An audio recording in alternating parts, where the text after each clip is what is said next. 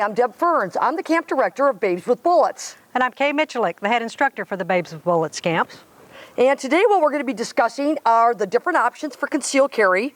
Last time we discussed revolvers, and this time we're discussing semi-autos. Correct.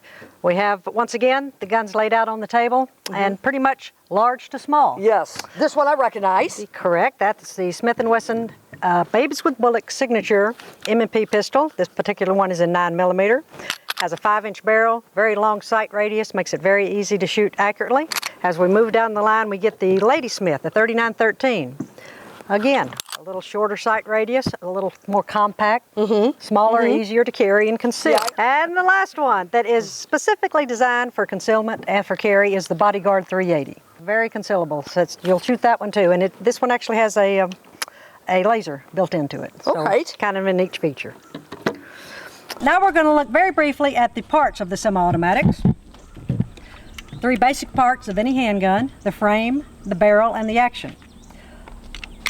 Additional features on the semi-automatic: here we have the slide. The barrel is usually shrouded in the slide. Of course, the trigger here. We don't have an exposed hammer on this particular model. The grip is the back strap, the front strap, the rear sight, and the front sight. Semi-automatics are magazine fed, so you're always going to have a mag release button. In the case of the M&P, for me, it's right here on the left-hand side of the gun. You also have a slide release to drop the slide. What I should really stress here is that on semi-automatics from different models, different manufacturers, you will definitely see a lot of different features on semi-automatics. For instance, the 3913, in addition to the parts that we just discussed on the M&P model, we also have exposed hammer, we have a thumb safety, it also acts as a decocking lever, and several other features. So definitely when you get a semi-automatic, you need to study the manual or talk with a knowledgeable individual to make sure you understand all the features of the semi-automatic. Now it's going to be much easier for me to show you how the semi-automatic functions instead of trying to tell you. So let's go to the range. All right, Deb, we're here at the range. We're going to start off shooting the Smith & Wesson M&P Babes with Bullets signature gun. I have a set of high-vis sights on here that make the sights really stand out, which is always good. So let's start off getting that good grip and stance. Good high grip on the back, good. And of course a good high grip with both your weak hand and strong hand. That looks good. All right, when we go to load, right now we have the slide locked to the rear. Take the magazine in your weak hand, insert the magazine into the mag well.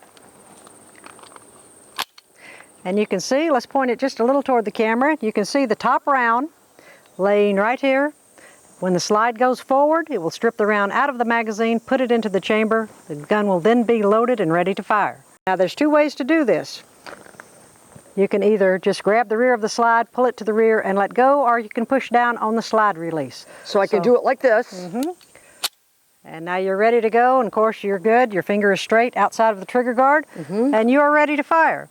Well, let's put on our Howard Light air protection and shoot a few rounds. All right. So good grip, good stance.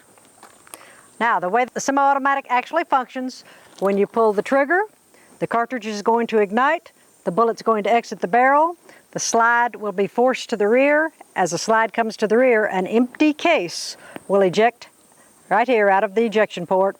The slide will go back forward and load another round into the chamber, and you're ready for your next shot.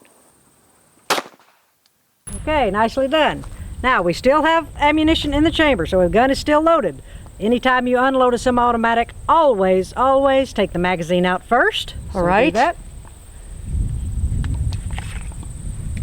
But now we still have to get the round out of the chamber. It's still a loaded gun, so let's get the round out of the chamber by pulling the slide to the rear, and there's the loaded round.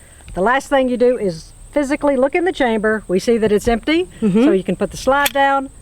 Now pull the trigger, and we're ready to holster the gun or store it, or however you want to. Now, when I hand it back to you, then should I leave it on slide lock? I like it. I like the slide locked back. If someone hands me a semi-automatic, I do like them to lock the slide to the rear. All right. Now we're going to the Bodyguard, the 380. Looks like actually like it fit in your blue jeans, or it would fit in an evening bag. It's pretty small. This one is definitely concealable. All right. So let's take a few shots with it. Magazine in, like you did before. I'm trying not to pinch my fingers in here. Now what you will find, as you're already finding, anytime you have something this small, a little shootability you're going to lose rather. It just, you can't comfortably hold it. As you see, your bottom finger is hanging off the Yes. But that's just the nature of the beast there. Yes. When you get up something this small, you're going to run into these kind of issues. But I would rack it the same way. Correct. Okay. Not much to rack, but. No.